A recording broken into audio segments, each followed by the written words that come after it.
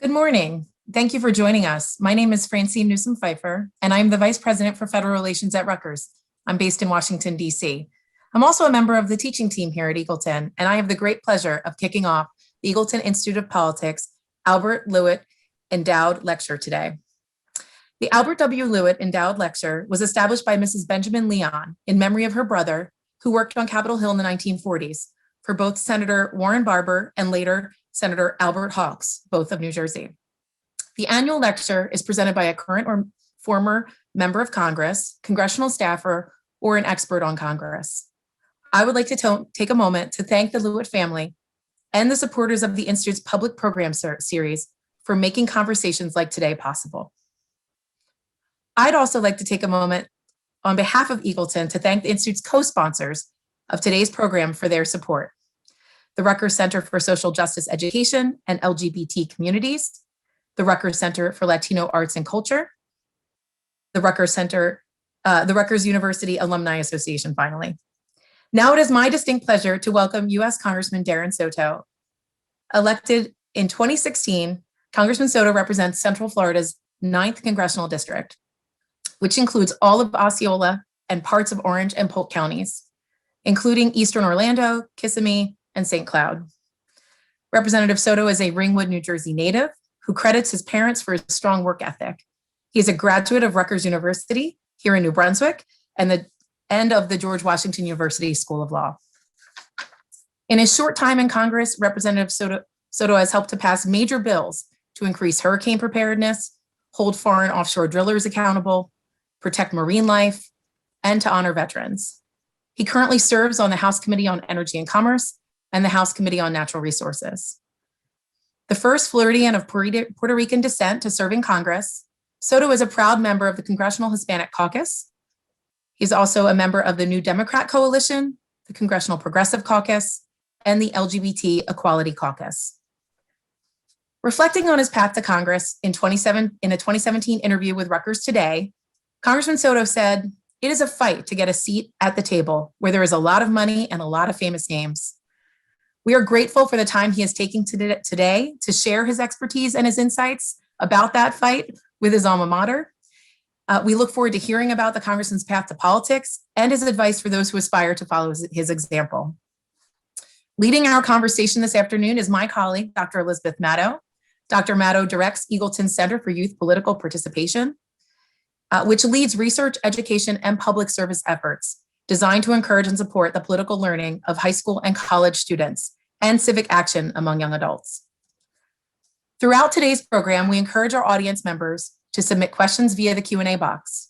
Dr. Matto will turn to audience questions for Representative Soto during the latter half of the program. Thank you again very much for joining us today, Congressman. I will hand things over now to our excellent moderator, Dr. Matto. Thanks so much. Thank you so much, Francine, and thank you, Congressman Soto, for joining us this morning. I'm really happy to be leading the conversation and look forward to discussing with you your pathway to office, your approach to public service. Certainly a core component of the mission of the Eagleton Institute of Politics is to really link the study of politics with the practice of politics. So this conversation today promises to do just that. For our students, but really for the broader Rutgers community. So we'd love to just begin by, obviously you are a proud Rutgers alum and we're thrilled to have you. Maybe thinking back on your time here at Rutgers, if there were any pivotal moments that sparked your interest in public service or any experiences while you were at Rutgers that fostered the skills or the mindset to engage in a life of public service. Well, there were really flashes of political interest that I had, but I could honestly say whether it was through Rutgers or through GW, I didn't realize I was ever going to be running for the state legislature or Congress. But there were moments. So when I was in high school, I participated in my then Congresswoman Marge Rokema's International Congress, although I was kind of a wallflower there, to be honest. A lot of kids really knew their stuff and I was just getting into it. Then went on to Boy State, New Jersey. That one was more of a mark. I made it to president of the Senate and passed one of the only bills, a bill to, at that time, make the lottery budget public to make sure it was going to education. So that was a real exciting moment. When I got to Rutgers, I was very interested in history, and I was an economics major. And so from my historic studies, particularly of American history, that lent a hand, but also probably the work I did as a social chair and as a rush chair of a local fraternity, Alpha Chi Rho at the time, that got me in the mix with folks, having to introduce myself, having to make persuasive arguments for people to join. I would have never known that was a pathway, but it was. I went on to GW Law and was going to school at our nation's capital. Rutgers was a great preparation for that law school education. And even then, I always voted. I always paid attention to what was going on in politics, but I was kind of turned off by the snobby nature, it seemed like, of even the interns over there. So even while I was at GW, concentrating on my studies, I never went to the White House once. I never went to the Capitol once.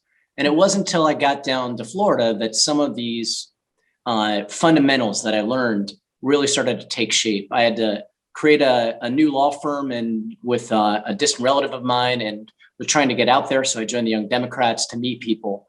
And it was a somber group because I joined just after John Kerry had lost in 2004. And just to show how politically sensitive I was to the situation, I was wondering why everybody was depressed, because I had already gotten over it from my vote in early November. But that's when the very next meeting I became the vice chair, the vice president of the Young Democrats of Communications. And I used some of the skill sets I learned actually to recruit and develop social events, and as a rush chair to create an event called the Speakeasy, which is a social event that we had at that time, 2004, was pretty groundbreaking. We had it at an LGBT local bar, but it expressed our values as Young Democrats. We had a political speaker come in who could only speak for 5 minutes. And then it was a happy hour. And we built up the membership from about 25 to 150 members in a matter of a few months. I didn't know there'd be synergy, though. It never occurred to me that one of us would decide to run for office, another would decide to be their campaign manager. We all would start knocking on doors together. And I started as a volunteer and managing races through that Young Democrats group. And it showed me that a group of 20-somethings who were willing to utilize their weekends to knock on doors for many months could overcome money, could overcome better known candidates. And we got our first member elected, Scott Randolph. A few months later, there was a special election, and we got the band back together. And despite being outspent, having the least name recognition out of 6 in the primary and being outspent 3-1 in the general, we won both those. And I found myself within a little less than 2 years from taking the Florida bar to being in the Florida legislature. So you could see some of the fundamentals I learned through social life, through American history, and through the experiences in New Jersey that eventually one day led to me getting on the path to becoming a state legislator and ultimately a member of Congress. It seems it highlights really the role of relationships, whether it was your time in your fraternity at Rutgers or with the Young Democrats. That role, would you say that relationships play a central role or play a role in being successful in public life and politics? As Speaker Pelosi would say, relationships are the currency of the realm. You have to have those relationships. I've always been very social. I've always been a people person. I enjoyed knocking on thousands of doors, talking to thousands of my constituents. Those conversations over many years have informed me of the needs of the area. The literally walking each community gives you a good sense of it as you talk to people. And so definitely one path through politics is by being a people person, engaging in retail politics, as it would as one would say, shaking more hands than the next person, meeting more people than the next person. And when we're talking about state legislative races and city council races, it's still at an achievable level where you can knock on 5,000, 10,000 doors over many months. And with other young people, where you could overcome the fact that you may be outspent because you're making those personal connections. But it takes a lot of work. And I think that's where people are like, how do you knock on 10,000 doors, 15,000 doors? Well, you start early and you go for many months to do it with a little help from your friends, and it builds over time. Those personal connections, still to this day, people when they come to my office, they're like, you knocked on my door 5 years ago. I remember talking to you about this, or you listened to me and you actually worked on that legislation afterwards. So those relationships, even on a massive scale, are part of what at least my brand of politics is about. Mm-hmm. You do have others who are legacies, who come in with great name recognition. Their parents were in the Congress, others who write a check for $1 million and are already in the game. There's other ways to do this. But for most of you on this call who are not rich or famous, this is probably the more standard way to get involved in what I do. Thank you. Let's segue a bit. You've indicated that your time as a lawyer advocating for clients really encouraged you to run for office at the state level. So if you could explore that decision a bit more with us. And I'm wondering in particular, are there ways in which holding public office can affect systemic change that's widely felt, that you were felt was not being met via solely advocacy or solely representing your clients? So that importance of kind of taking that next step to really affect change. Sure. So first of all, having a strong knowledge of American history that I helped develop through the New Jersey school system and through Rutgers, as well as a strong knowledge of the law, was foundational. Because in addition to meeting a lot of people, you have to know stuff and you have to have ideas, a platform that you present. It's not about you. It's about how you're going to improve the lives of your constituents. So really becoming a whiz at Florida law, I studied for that Florida bar and did really well on it and had a good general knowledge of Florida law. So when you're running as a young person, I was 28 and turned 29 during that first election that we won. It's a double-edged sword. On the one hand, people think, oh, you're naive, you don't know what you're talking about. But if you could show that you know more about Florida law than someone twice your age, suddenly now it's the other side, which is you're young, you have the energy and you have the knowledge to get what needs to be done. And it can appeal to people of all ages. Young people are excited that someone of their age group is running, but a lot of older people want someone with energy. They want someone who's going to be able to do the tireless work it takes to be a legislator. Everything from the knowledge to the town halls, to the travel, to all the debates, to all the different things you have to do. So certainly having that strong Florida law background and American historical background proved pivotal, even to this day in debates where I could reference different things like the snap of a finger, and you improve it over time. I couldn't say that the undergrad me or even the law school me would be able to do those things as quickly. Many of us, if you continue to learn from your mistakes and learn from your lessons, you evolve and you learn throughout your whole life. So that's a really important lesson to learn, that your undergrad and grad degrees, even at Rutgers, are only a part of the overall learning as you progress in your careers. And yes, we saw early on through law school and through advocating for clients, there were limits to what you could do because you can't change the law when you're litigating. The law is what it is. You litigate it and argue it to the best of your ability. So that was obviously motivation. I was a lawyer who wanted to write laws. I didn't run for school board. I didn't run for city council. I didn't run for any of that. And actually, there was a lesson in Boy State I actually learned way long ago that really came back up when this happened. When I was in Boy State, I lost my first 4 elections for like fire chief, city council, and county commission. But I won the Senate position in a landslide because my personality was much more, even back then as a junior in high school, much more lawyerly and intellectual than I guess community organizer oriented. And I work with a lot of community organizers, and that's another way to do it. We have some great ones there, but it was through history and having more of a legal mind, even back then, although I didn't know that yet, that I was a fit for Senate, but lost every election before then. So I knew from going into it, I was a lawyer who wanted to write laws, and I had worked on some civil rights cases. There was also a lack of representation among the huge Puerto Rican community in Central Florida. We had a lot of folks who were of other ethnicities representing the populations. And then there were 1 or 2 Republican Puerto Ricans who were, the vast majority of us are Democrats in Central Florida, but the Republicans have been really sharp to put real money behind some of the Puerto Rican Republicans there. So a lot of Puerto Ricans would come down or up from the island and be like, I'm a Democrat, but I'm voting for this guy apparently because he's our guy.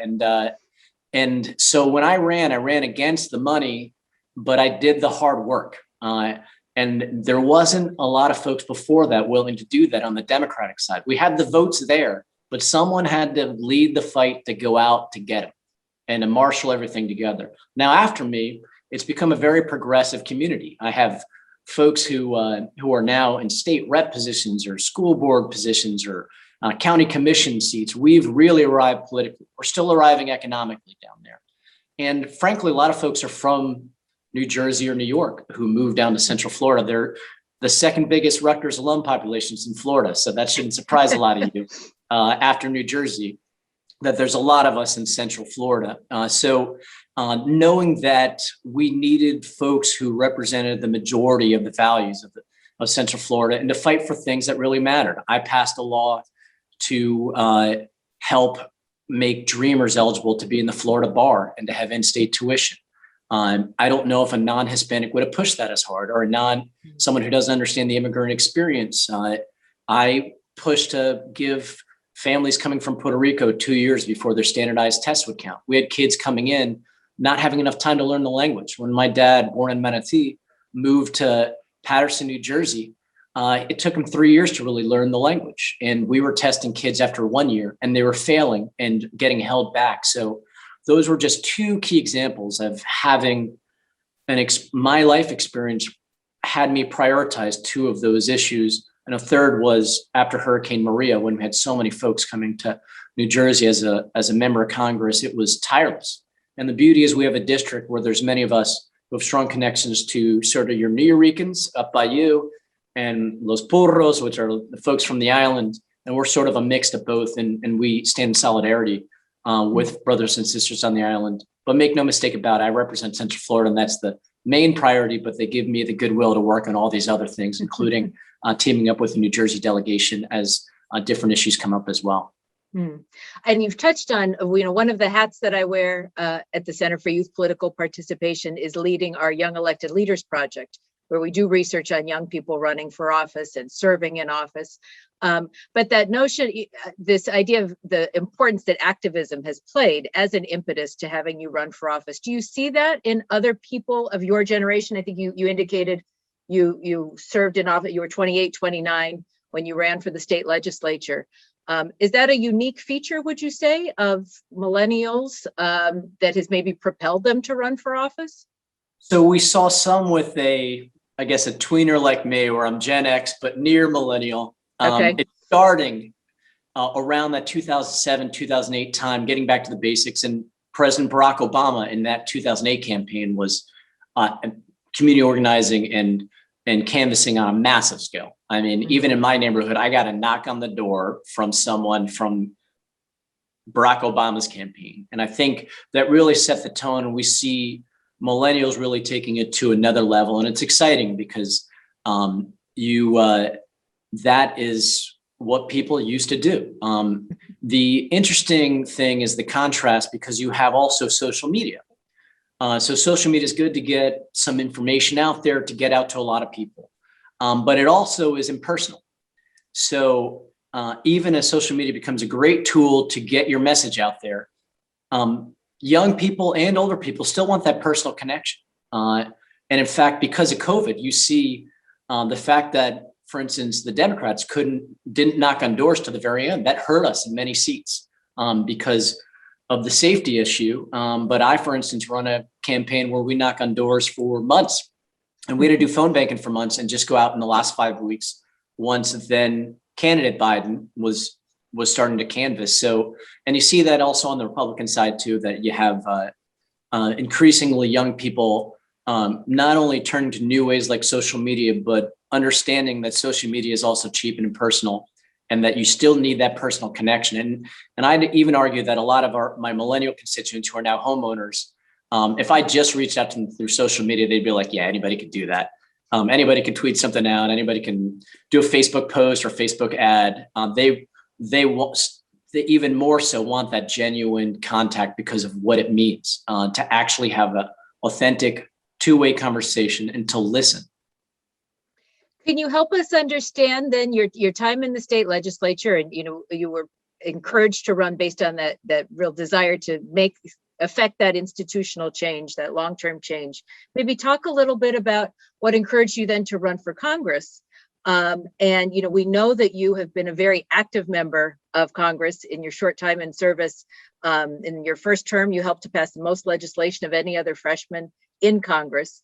So we'd be interested, first of all, maybe if you could explore for us what encouraged you to run for Congress and your service in Congress, but then certainly talking about, I would love to then segue into discussing, we're in this moment of such crisis on so many fronts, whether it is the global pandemic, the economic crises, nationwide reckoning regarding the continued effects of institutional racism, the role of Congress right now, what role Congress should be playing in the lives of their constituents. So tell us about your time in Congress.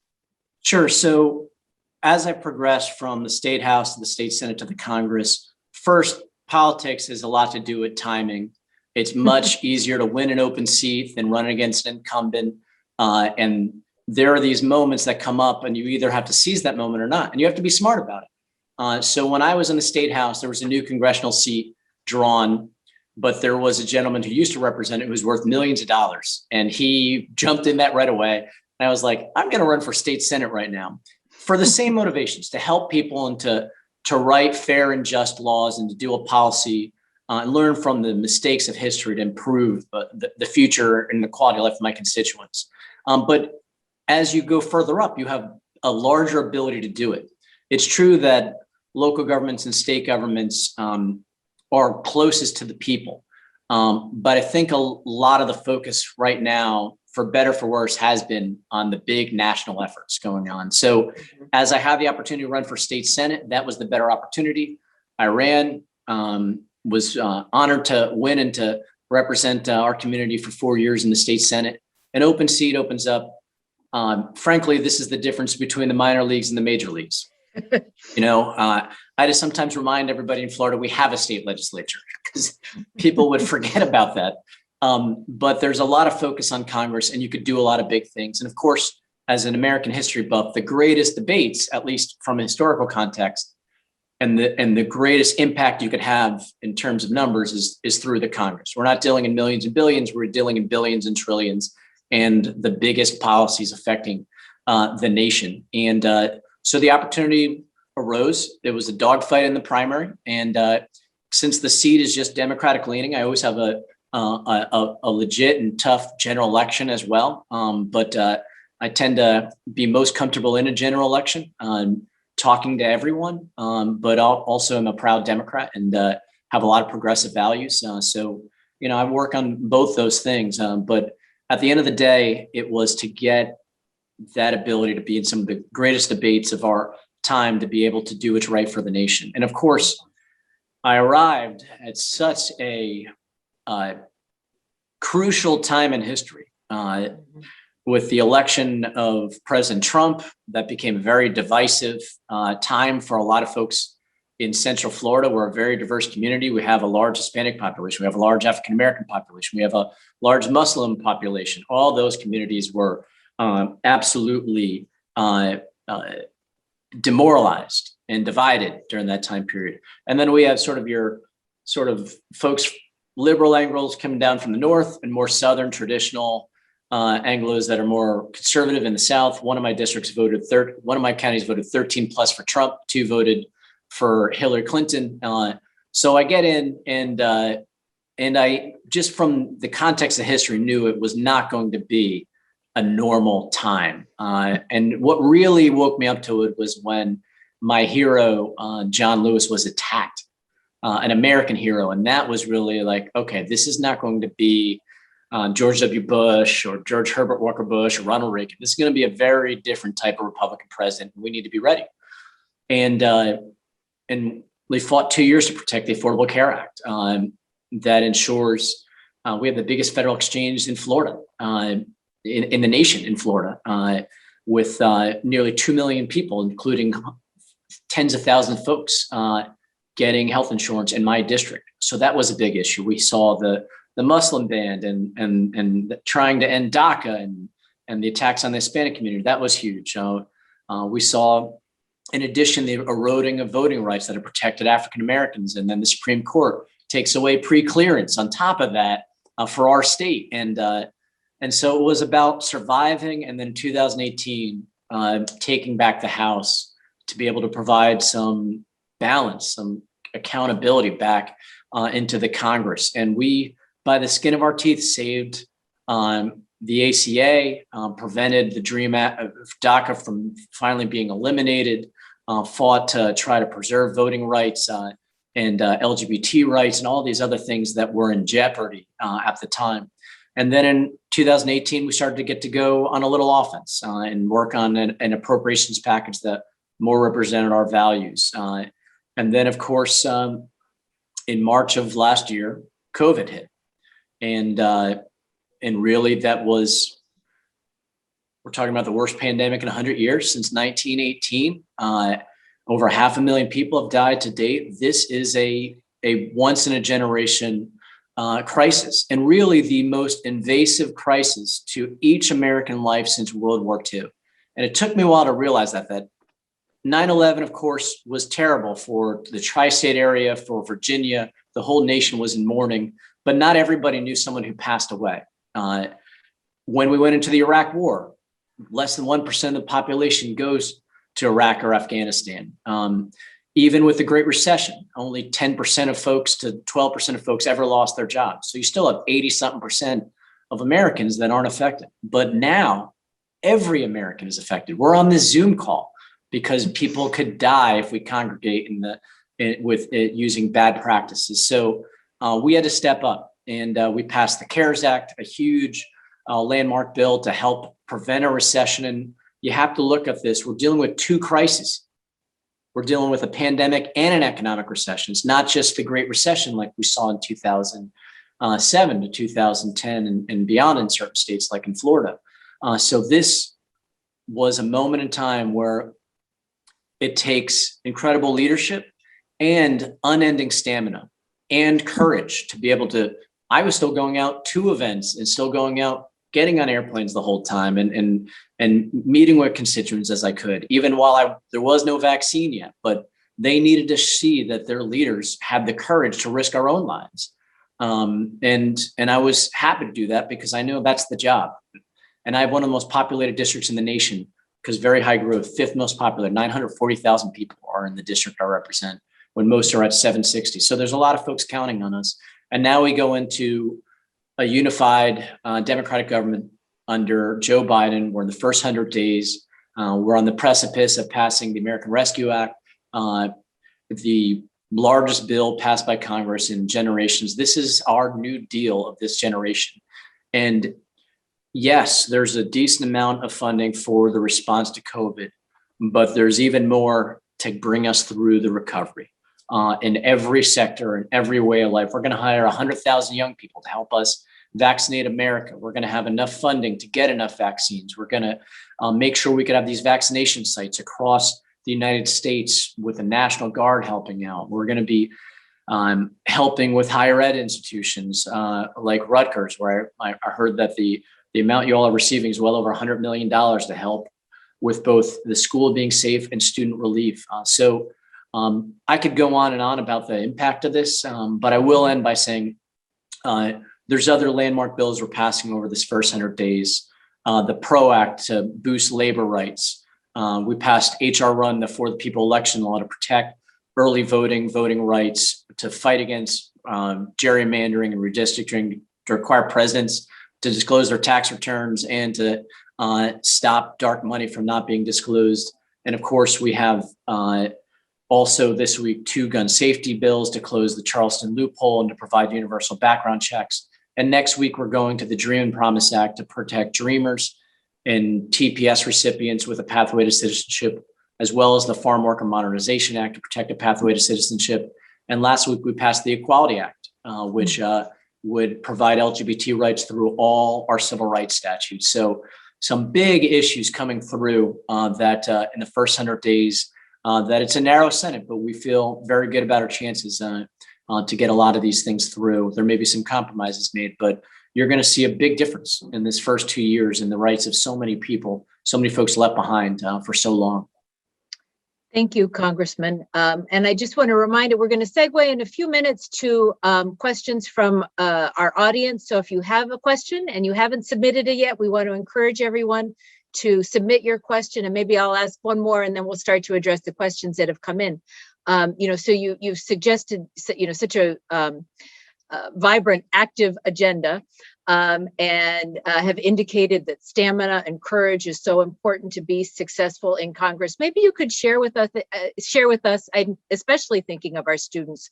What do you enjoy? What do you enjoy about serving in office, whether it's at the state level or the national level? And maybe what are the parts that are less enjoyable? But tell us about your experience of serving in office. So I enjoy the smiling faces of my constituents when we get them their stimulus checked, or we qualify them for Medicaid or Medicare, or we pass a big bill to help out dreamers. Or just yesterday, President Biden approved temporary protective status for Venezuelans. That was my bill in the Congress. Mm-hmm. And the President of the United States basically just adopted the policy that my bill I've been fighting for 4 years, because we have 200,000 plus Venezuelan refugees in the United States whose status was uncertain. So being able to help those folks are great. Being an American history buff, legacy, when you're running for office and you're in office, you're writing a story, you're on that train, and it takes a while to be fully cognizant of it. But when you're campaigning and you make promises, people expect you to keep them. They're not just empty things you say to get elected. And from there, you have to deliver. And those are the legacies that you'll be tested by, as well as your ethics and how you carry yourself. Do you step up? A lot of members didn't step up, but more so than not did during the crisis. And if you have health reasons, that was a legitimate reason. But otherwise, it takes heroism and stamina, like I mentioned. The other thing that I appreciate is the debate. Over 10 years of being a litigator and 10 years of being a legislator and having that strong knowledge of the law and having that strong knowledge of American history, I go into debates looking to take people on, but in the facts, not in the personalities. I never insult members. I never call them names.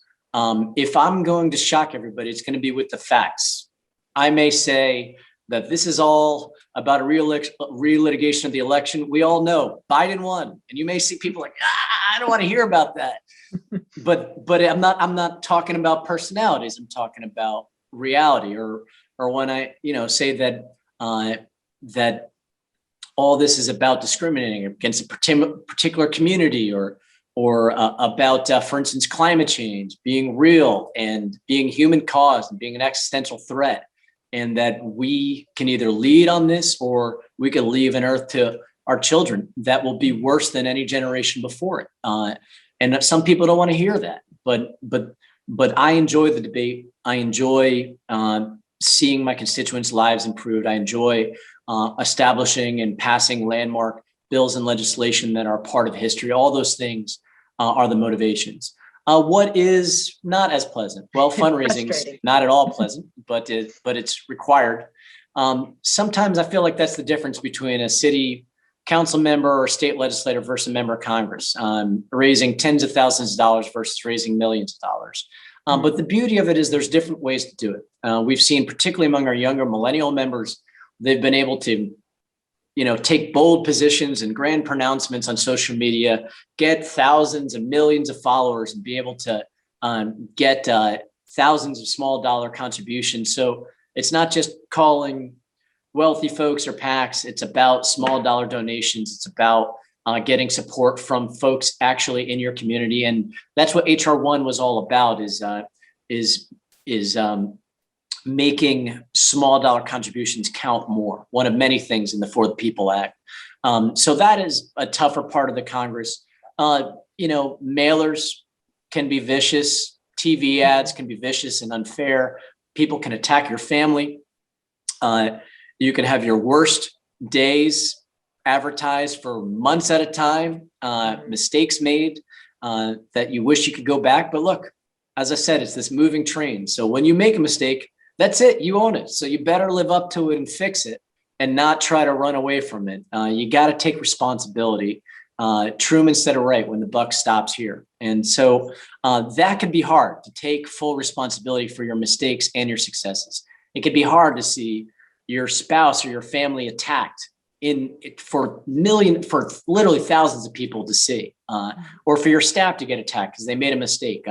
Those things can be hard, but one thing I was blessed with is being an optimist, being someone who has a lot of energy, but still calm at the same time. So I just kind of wake up the next day and today is the day. It's a new day. You got to just shake it off and move on, because if you're able to get in office for enough time, you're going to already do other things that will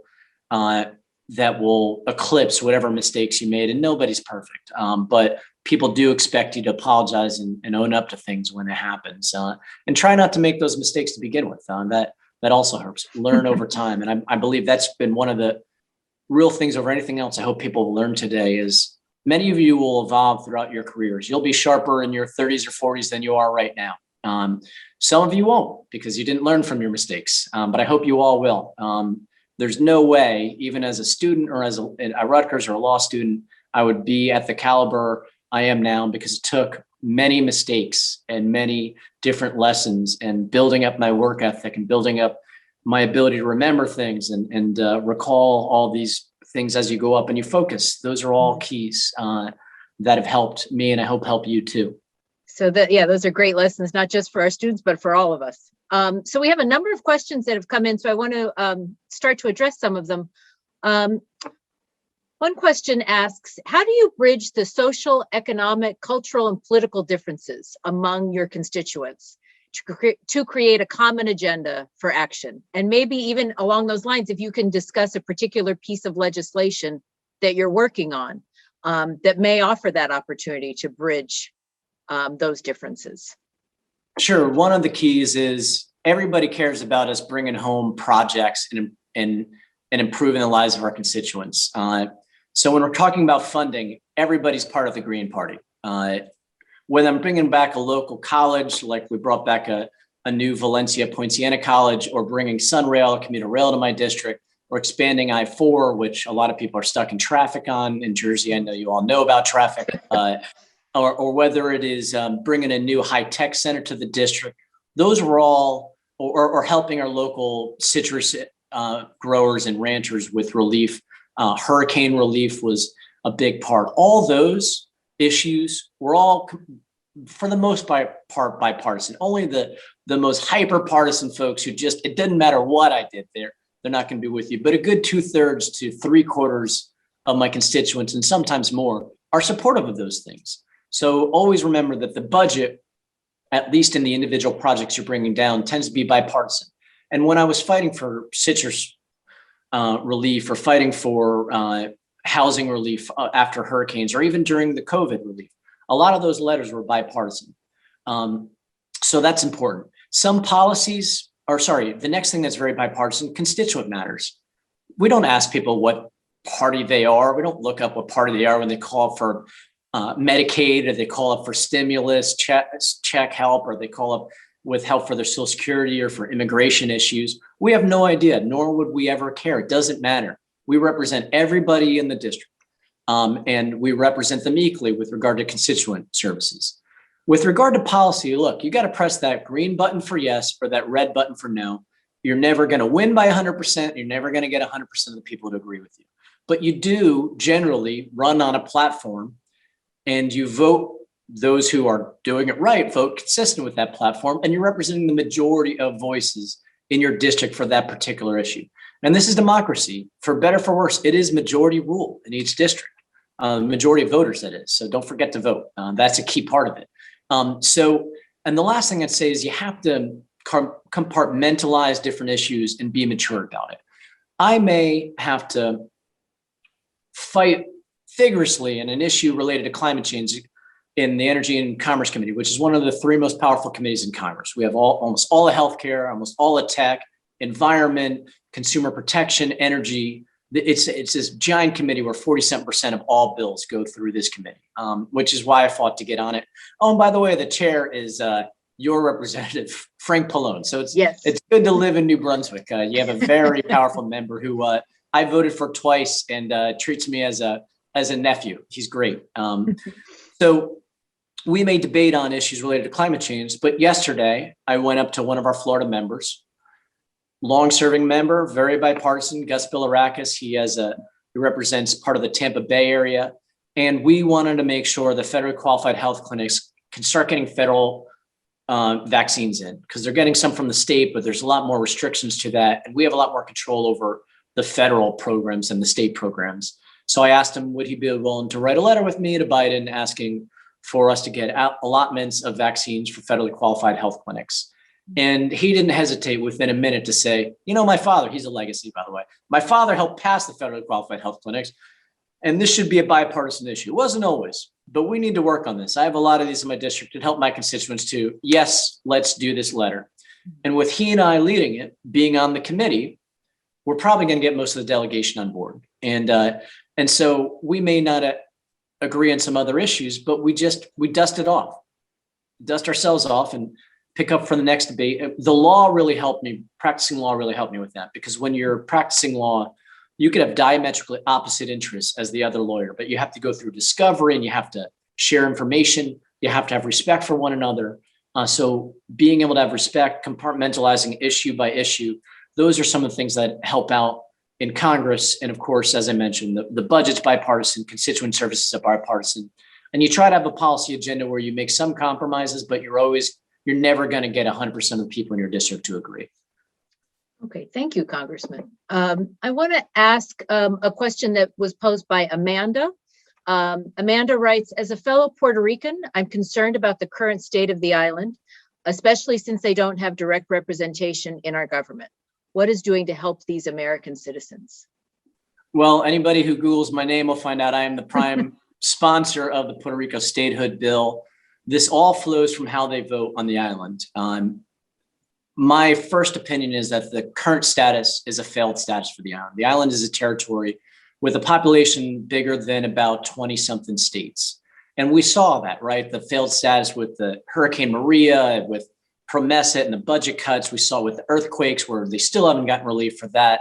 And with COVID-19, that the current status is just not working. We weren't meant to have, all other territories are 150,000 people or less. This is 3.2 million people. It's just too big.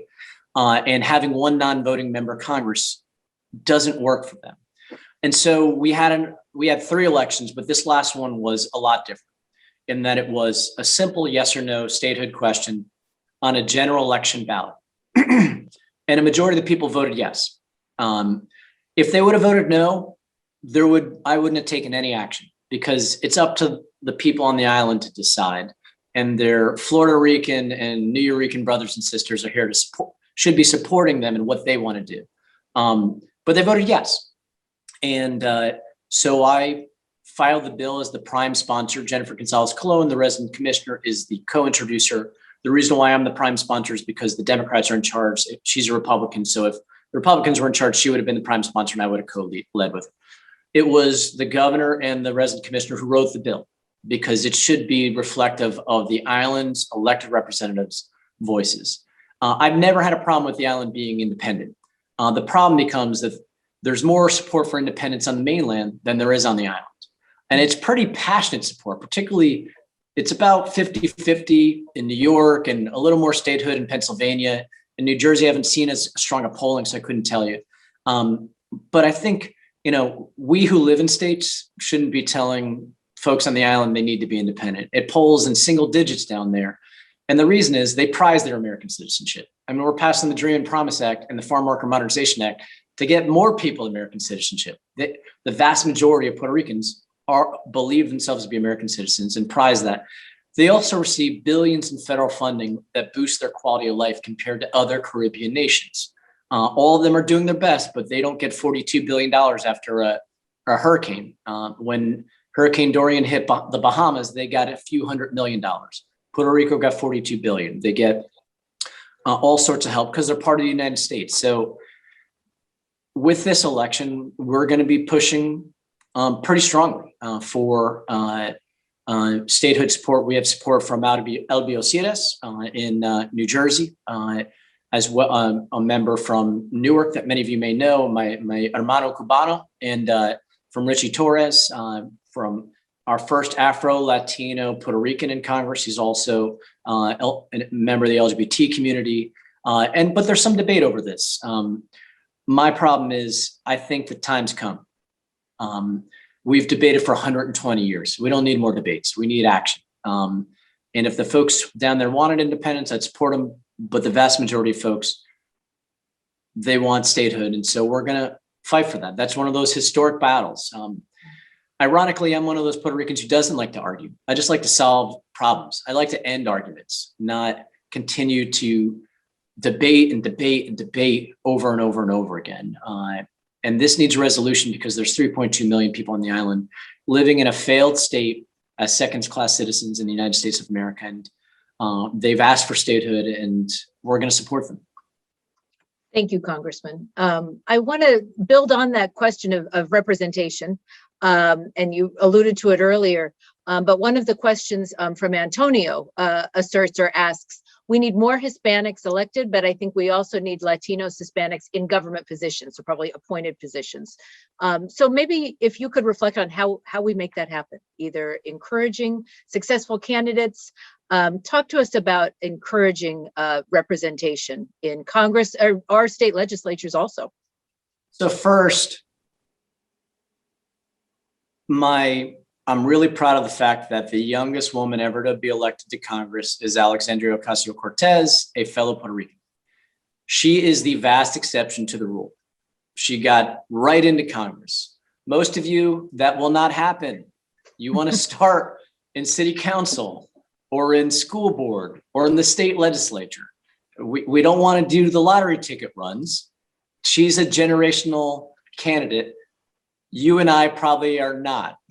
And so start at the local level or at the state level. Get involved in campaigns first and foremost before you. I was knocking on doors as a canvasser, then I managed campaigns before I ran my first successful campaign for office.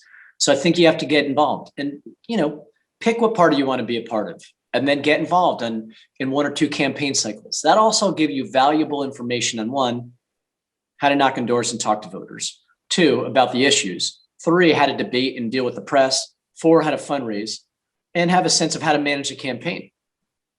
So all those things are the fundamentals. And start at a level that you don't need $1 million to win. And so we build the bench. For appointed positions, that's all about winning an executive branch position. And for our community as Hispanics to pick the winner and fight for them to win. You have Governor Murphy, who I know has a diverse administration, but take President Biden, for example.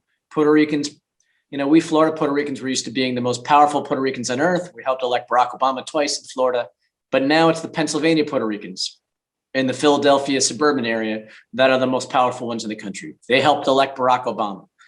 And what did we see they helped elect Joe Biden. What did we see under Barack Obama? The first Supreme Court justice who was a Puerto Rican, first Latina, and Justice Sotomayor, who founded the Puerto Rican Legal Defense Fund with my great uncle, Lorenzo Casanova in New York back in the day, and is our wise Latina in the Supreme Court.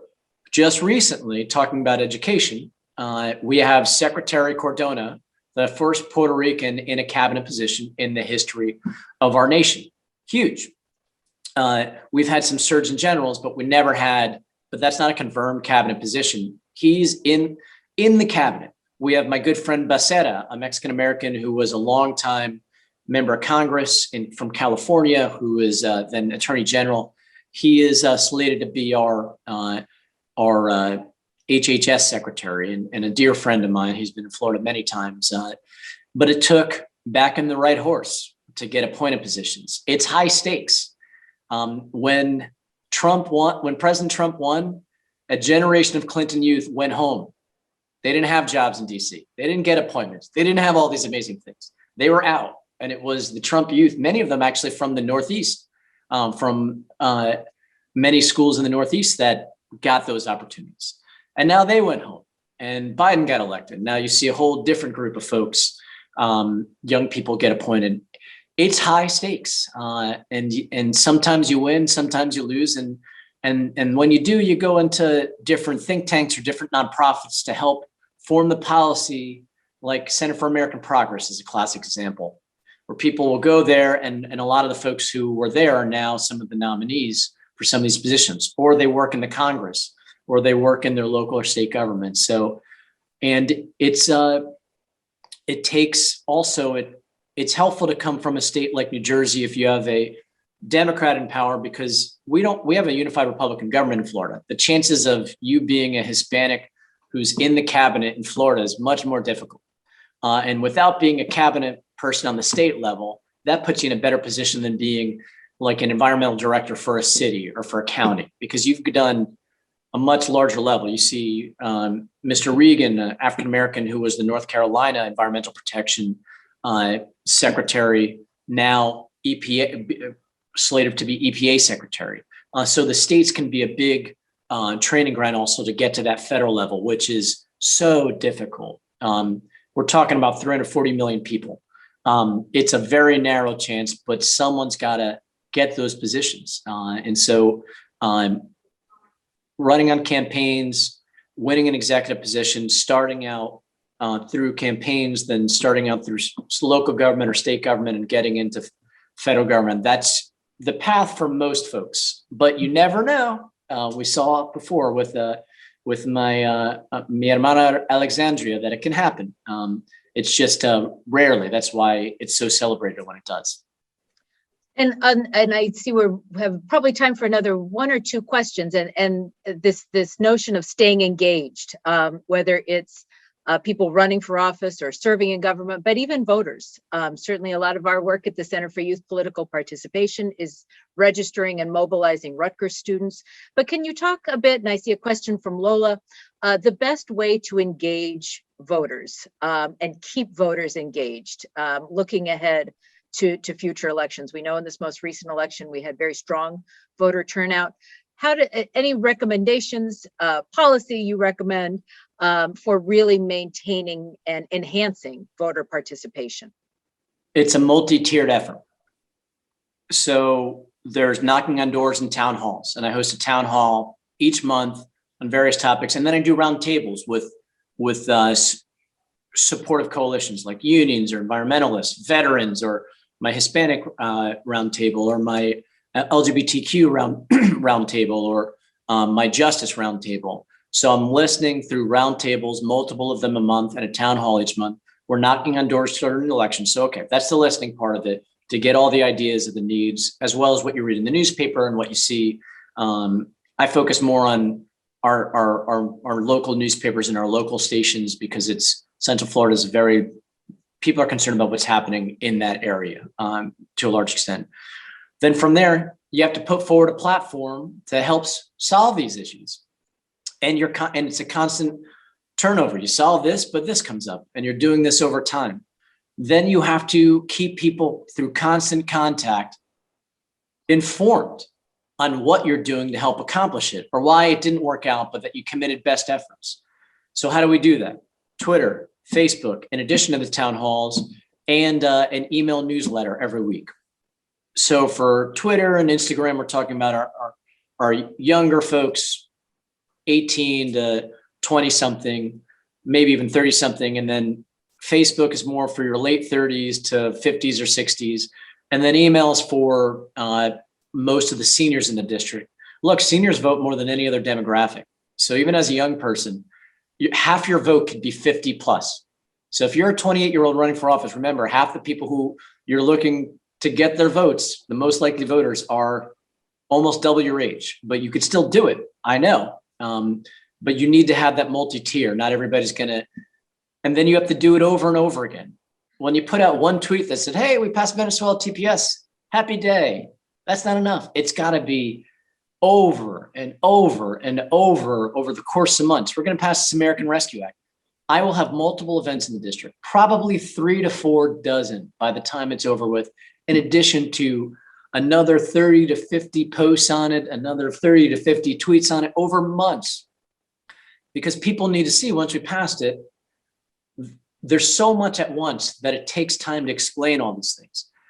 People need to see that you're improving their lives, that you're delivering. And so It's through that multi-tiered ability, some of which is direct contact, in this case, a lot via Zoom, although we've had some hybrid town halls, half in person, half in Zoom already.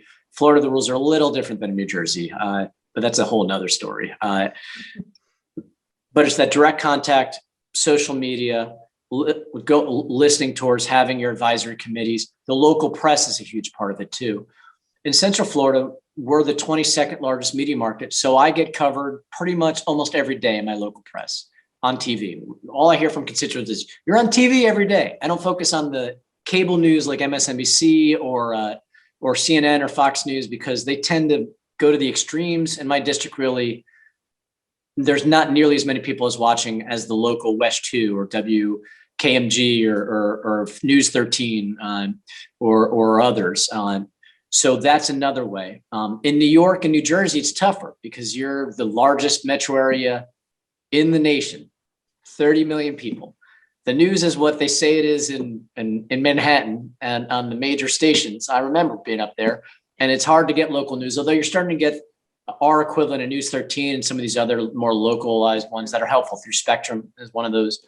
But that's a complaint of folks from LA and New York and Chicago and other areas that they have to go on the cable stations because they have to light themselves on fire to get news locally. So that's another way, very important for folks who are 40-ish plus to 30-ish plus who are watching the local news. And you have to do that over and over, repeat it, because every time you're doing it, you're getting that much more saturation in your community. And it's a lot of hard work. I'd end this question by saying, look at what FDR did. He was excellent at that with the fireside chats, with keeping it simple with the New Deal and explaining how it related to everybody. He was very good at explaining what was happening. I can say, while President Obama was one of the best speakers we've had in a generation, there wasn't as much time spent explaining the Affordable Care Act or explaining the American Investment Act as there should have been. And there wasn't enough taking of credit, which is why he got clobbered in the midterms. Biden is much more of a traditional liberal candidate in the president in the realm of FDR, and you're going to see him talk over and over and over and over and over about the American Rescue Act, and he's going to go around the country saying, "We got you that farm relief, we got you that new highway, we got you that vaccine center," and that's really important to do because this is taxpayer money. We have to show what we're delivering and make that connection. Otherwise, people think this money is being spent and it doesn't help them at all. So that's really important. It takes discipline. So as we're wrapping up, it seems we go back to that importance of connection and relationships and communications. So sadly, our time is wrapping up. And I want to stop and first thank you, Congressman Soto, for taking time out of your very busy day to join, to come back to Rutgers, even if it is via Zoom, but to come back to your Rutgers community. Certainly want to thank the Lewitt family for yet another wonderful program. Thank you to all of our co-sponsors, including the Rutgers Center for Social Justice, Education, and LGBT Communities, Rutgers Center for Latino Arts and Culture, Rutgers University Alumni Association, and the Hispanic Bar Association of New Jersey. Certainly want to thank you, Congressman Soto. I feel compelled. I'm director of the Center for Youth Political Participation. And if you've been inspired by Congressman Soto today, this afternoon, our center is holding an event called Are You Running? To provide sort of nuts and bolts advice to Rutgers students, but students around the country who think they might want to run for office one day. So we want to thank you, Congressman Soto, for joining us. I don't know if there's one last thing you'd like to say as we're wrapping up. As young people, the future of our country most directly affects you. So get involved, get informed, and stay involved for a lifetime. You are how we're going to address some of the biggest issues facing our nation, from climate change to addressing COVID-19 to addressing systemic racism and justice issues, to having equality, to having an economy that works for all of us. All these things, if you're wondering who the solution is, it's you and your involvement. So thank you to you, Dr. Matto, and thank you to Rutgers University for this opportunity to be able to address you all today. Thank you. That's a perfect way to end the day. And thank you all for joining us, and have an excellent day. Thank you.